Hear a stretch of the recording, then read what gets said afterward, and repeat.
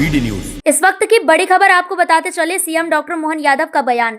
युवाओं को रोजगार मिले सरकार की मंशा है। प्रतियोगी परीक्षा में योजनाएं युवाओं की मदद करेंगी। ये दोनों योजनाएं अच्छी हैं। युवाओं से जुड़ा यह आयोजन बेहतर है। 7 विधाओं के बच्चों का चयन किया गया है। यह इस बात का प्रमाण है कि हम युवाओं के लिए लगातार काम कर रहे हैं। हम विज्ञापन निकाल कर भर्तियां कर रहे हैं।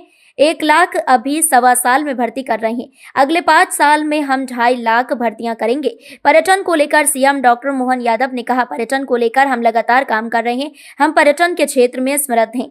सभी सेक्टर में सरकार काम कर रही है। आज पीजी कोर्स चलाने वाले विश्वविद्यालयों की मीटिंग थी। सभी रोजगार परक कोर्स चलाएंगे। विश्वविद्यालय शासकीय के सामान प्राइवेट को भी सुविधा मान्यता देगी सरकार। मथुरा दौरे पर बोले सीएम डॉक्टर मोहन यादव, श्री कृष्णा की शिक्षा स्थली एमपी उज्जैन रही है। जनापाव में उन्हें सुदर्शन चक्र दिया गया था। प्रत्येक स्थान को तीर्थ बनाएंगे।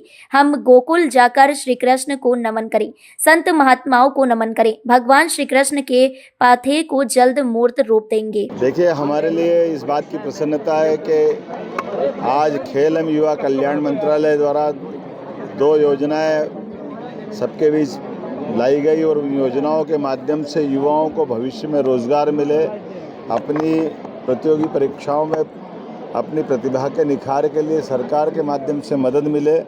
और मुझे इस बात की प्रसन्नता है कि पार्थ योजना जो सेना, पुलिस और अन्य विभागों में भर्ती के लिए प्रतियोगी बच्चों के लिए वो परीक्षा के लिए उपलब्ध कोचिंग और सब प्रकार की मदद करने का संकल्प ले रही है। साथ ही साथ सब प्रकार की जानकारी दिलाते हुए जो विभाग काम कर रहा है, इन योजनाओं के भरोसे से युवाओं को न केवल अपने जीवन में भविष्य की संभावना का मौका मिलेगा, बल्कि इस आधार पर वो मध्य प्रदेश को भी गौरवान्वित करेंगे। मैं मेरे मंत्री श्रीमान विश्वास सारंग जी को बधाई देना चाहूँगा।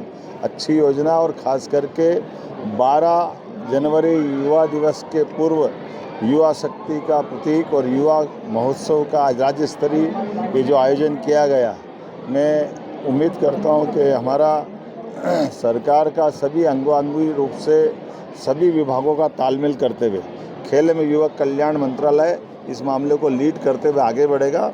मेरी अपनी ओर से एक सुंदर आयोजन की बधाई, खास करके 7 अलग अलग विधाओं के अलग अलग प्रतिभाशाली बच्चों का और उनके दलों का जो चयन किया गया, वो नृत्य, गायन, अलग अलग प्रकार की उनकी टैलेंट, उसमें प्रतिभा के बलबूते पर भाषण प्रतियोगिता है, कविता है, कई सारी विधाओं को जो मौका दिया गया है, वो सभी विधा में आने वाले बच्चों को मेरी अपनी ओर से बधाई। ये अपने आप में पर्याप्त है कि हमने जितने प्रकार के विज्ञापन निकाल करके भर्ती कर रहे हैं, आप अंदाज लगा लो कि 42,500 तो स्वास्थ्य विभाग के पदों की मंजूरी दी गई है। बीते 1 साल के अंदर अगर 1.25 लाख से ज़्यादा पदों की मंजूरी हमने दी है और विज्ञापन के लिए कहा है।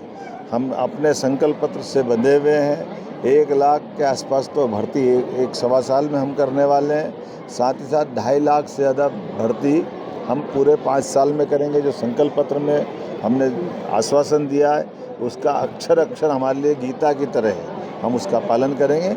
हमारे लिए प्राइवेट सेक्टर में भी 3 लाख से ज़्यादा युवाओं को मौका देने के लिए हमारी इन्वेस्टर समिट में जो MOU हुए हैं, उम्मीद करते हैं कि देश के साथ प्रदेश की भी प्रतिभा, खासकर माननीय मोदी जी के सपनों को साकार करती हुई सभी प्रकार के यथायोग्य प्रकार से उनकी बौद्धिक क्षमता के आधार पर अपने अपने ढंग से रोजगार में युक्त हो। मेरी अपनी ओर से अच्छे कार्यक्रम की बधाई। भगवान श्री कृष्ण की शिक्षा स्थली मध्य प्रदेश रही है। भगवान कृष्ण की सुदामा से दोस्ती हमारे मध्य प्रदेश में उज्जैन में नारायण नाम धाम पर हुई है। भगवान श्री कृष्ण की माता रुक्मणी के हरण के टाइम धार के पास अमजेरा में रुक्मणी के भाई से भीषण युद्ध हुआ था, जिसमें भगवान की विजय हुई थी।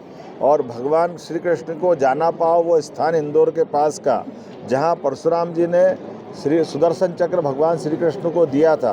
अर्थात कई ऐसे ऐतिहासिक प्रसंग हमारे इतिहास में है, जिसके कारण से मध्य प्रदेश से भगवान कृष्ण का संबंध आता है। तो हमारी सरकार ने तय किया था ऐसे प्रत्येक स्थान को तीर्थ बनाएंगे और भगवान के मध्य प्रदेश से आने जाने वाले मार्गों को पाथे करके विकसित करेंगे। तो स्वाभाविक रूप से हमारा भी फर्ज बनता है कि भगवान कृष्ण की जन्मस्थली मथुरा, वृंदावन, गोकुल जा कर के हमारे अपने देवता के प्रति नमन भी करें और भविष्य में ये जो हमारा धार्मिक पर्यटन का एक नया क्षेत्र बनने वाला है, उस क्षेत्र की संभावना पे वहाँ के विद्वानों से भी मिले, संत महंत ऋषिगणों से भी बात करें, ताकि भविष्य में ये जो तीर्थ बने उस तीर्थ में सबकी भावनाओं का समावेश हो सके। मेरी अपनी ओर से गोपाल कृष्ण के उस जीवन को नमन, जिस आधार पर उनने दुनिया में श्री कृष्ण वंदे जगत गुरु की उपाधि प्राप्त की, जो जीते जी शिष्य से गुरु तक के महान सफ़र की ओर जाकर के एक विराट व्यक्तित्व का प्रदर्शन सबके सामने करते हुए आदर के साथ भगवान कृष्ण की लाखों करोड़ भक्ति भावनाओं से ओतप्रोत श्रद्धालुओं के लिए वो पूजनीय रूप में आए हैं। मैं पुनः एक बार मध्य प्रदेश सरकार की ओर से, माननीय मंत्रीगणों की ओर से, जनता की ओर से भगवान कृष्ण के उस आदर्श जीवन को धारण करके सरकार के उस संकल्प को गौरवान्वित और दोहराने के लिए प्रस्तुत हूँ कि हम सब भगवान श्री कृष्ण के पाथेय को बहुत जल्दी आकार साकार रूप देंगे।